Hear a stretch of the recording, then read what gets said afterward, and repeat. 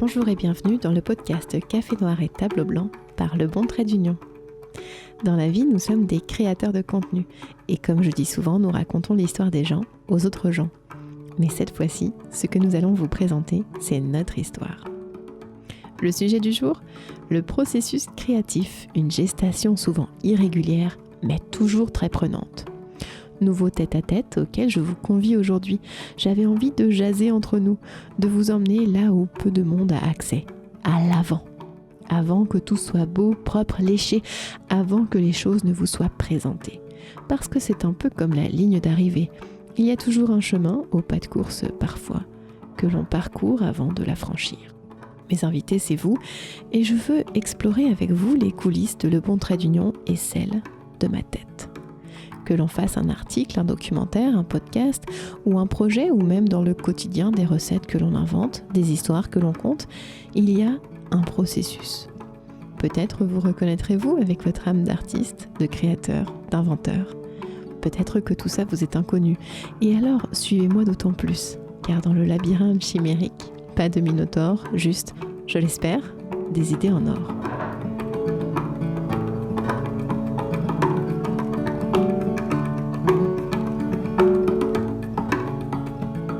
Dans cet épisode, j'en parlais comme d'une course en introduction, mais je voudrais surtout vous parler d'une naissance.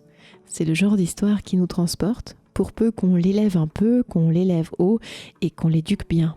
Après quoi, ça suivra son cours. Je veux vous parler de la gestation d'une idée à la naissance d'un projet, ou comme on dit aussi, du processus créatif. Et j'en parle comme d'un enfantement, précédé de procréation, pré-création, assisté ou pas, ça dépend des cas, mais j'en parle comme ça, non pas que je sois fan de Socrate, juste que la comparaison de l'accouchement intellectuel, émotionnel et physique que ça implique me semble très exacte. Il n'y a que nous-mêmes pour savoir que notre projet arrive à maturité et qu'il est temps de le partager. Avec Gab, notre ado en confinement à la maison, on prend le temps de jaser parfois. Il n'y a pas si longtemps, il m'a parlé d'un rappeur français, Nekfeu, et de son documentaire sur Netflix. Pour faire court, c'est l'histoire d'un mec, comme on dit, un jeune artiste propulsé au sommet de son art, adulé par ses pairs et le public, et qui doit produire un second album. Tant attendu, trop attendu. Appelez ça comme vous voulez, bref, il a le syndrome de la page blanche, de la portée blanche, et n'est pas tant au diapason de sa production. Et j'ai envie de dire pour nous, a posteriori, tant mieux. Tant mieux parce qu'il a offert un documentaire formidable qui s'appelle « Les étoiles vagabondes ». Je l'ai regardé avec Gab à mes côtés, qu'il voyait pour la deuxième fois, et qui a conclu, comme il me l'avait présenté, que c'est vraiment très inspirant. Il y a en effet dans ce film tout son processus créatif, son voyage initiatique, cette quête autant que cette fuite. Il y a de l'imparfait, du peaufiné, de la beauté, et au milieu de tous ces rythmes de rap, une éblouissante poésie qui m'a touchée droit au cœur. Et autant se le dire, c'est très courageux. Un film sur les behind the scenes, comme on dit, sur les chansons en construction. Car on ne voit que ce qui est en cours, comme l'échographie de votre idée en gestation. Or, personne n'a jamais dit devant cette imagerie médicale « Il est beau ce bébé !» Non, on attend toujours qu'il naisse pour ça.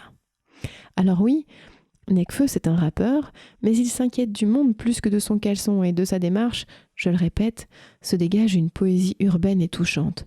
Ça n'est pas mon genre de musique a priori, mais il m'arrive désormais d'écouter Les Étoiles Vagabondes, car son album éponyme est effectivement sorti et il est fidèle au dessin qu'on s'en est fait.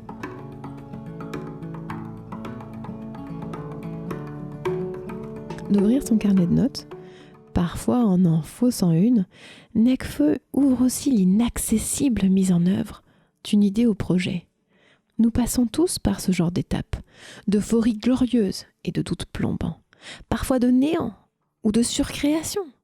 Dans le même ordre d'idées, j'aime beaucoup la vidéo, bien plus courte certes et bien plus générique aussi, de Natasha Bird, une créatrice de contenu qui est sur Instagram et YouTube et qui envoie autant de cartes postales que de publications.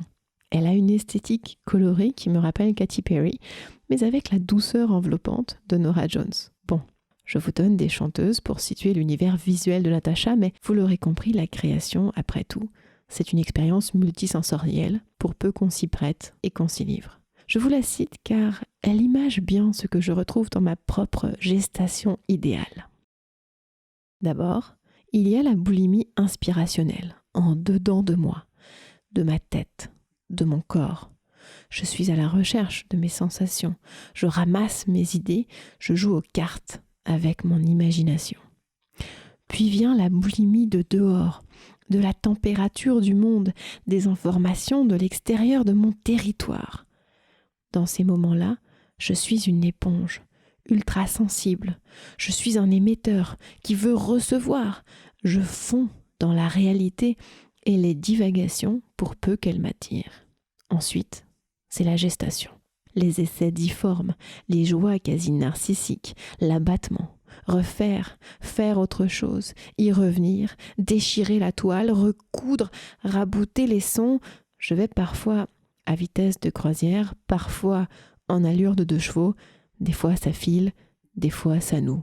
C'est la progression, la prise de forme.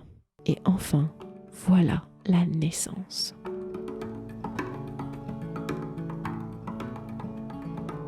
Le processus créatif ne suit pas toujours les mêmes étapes pour chaque créateur, ni non plus pour chaque projet. Mais je crois que ces grandes lignes qui se dessinent sont un peu comme les trimestres. Sauf que dans le processus créatif, il faut aussi gérer avec les impératifs de marché, d'opportunité des autres membres quand on travaille en équipe. Personne ne vous presse pour sortir un bébé. Personne ne devrait vous presser pour sortir un projet. Mais bon, des fois, il faut déclencher aussi. S'il y a différents artistes et créateurs, il y a aussi différents esprits et autant de façons de faire. Mais cette audace de partager sa recette, l'avant-aboutissement, je trouve que c'est important. J'en parle aujourd'hui car je crois que ça peut faire tomber les barrières de ceux qui les voient comme des murs, que ça pourrait en emmener à se lancer et apporter au monde quelques merveilles dont on a toujours besoin. En fait, un travail, une construction, une gestation, je pense sincèrement que ça peut inspirer, pour reprendre les mots de notre jeune à la maison. Et en cette période de confinement, comme dans chaque étape de notre vie en fait, il ne faudrait jamais avoir peur d'inséminer en nous la graine créative. Que votre projet soit une toile, une poésie, un livre, un podcast, une vidéo ou même une entreprise, il y a là matière à espoir, à grandir, à lumière de lueur pour notre avenir. Il y a dans chaque voix qui s'élève une voix qui se dessine. Et l'enfantement d'idées, je veux y croire, contribue à la beauté de ce monde. Dans ma tête en bouillonnement, mes tripes en chaudron et mon cœur en balade, il y a ce qui s'en vient pour 2020-2021, car rien ne confine les idées. Donnez à votre entreprise créative ou de business le fameux « why » dont parle Simon Sinek, et votre compagnie ou votre projet vient de prendre une toute autre tournure. C'est comme ça que j'avance. Je vous remercie d'avoir été avec moi aujourd'hui. C'est déjà la fin de cet épisode qu'il m'a fait très plaisir de vous proposer. J'espère qu'il vous lègue avec fougue ou curiosité ce désir de créer, de vous lancer, de réaliser ce qui traîne dans un coin de vous et que vous repoussez sans cesse.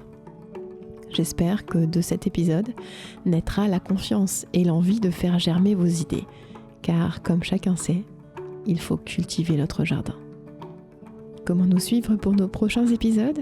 Bien sur nos réseaux sociaux Instagram et Facebook, mais aussi le site internet de lebontraitdunion.com pour toutes nos mises à jour et récentes publications.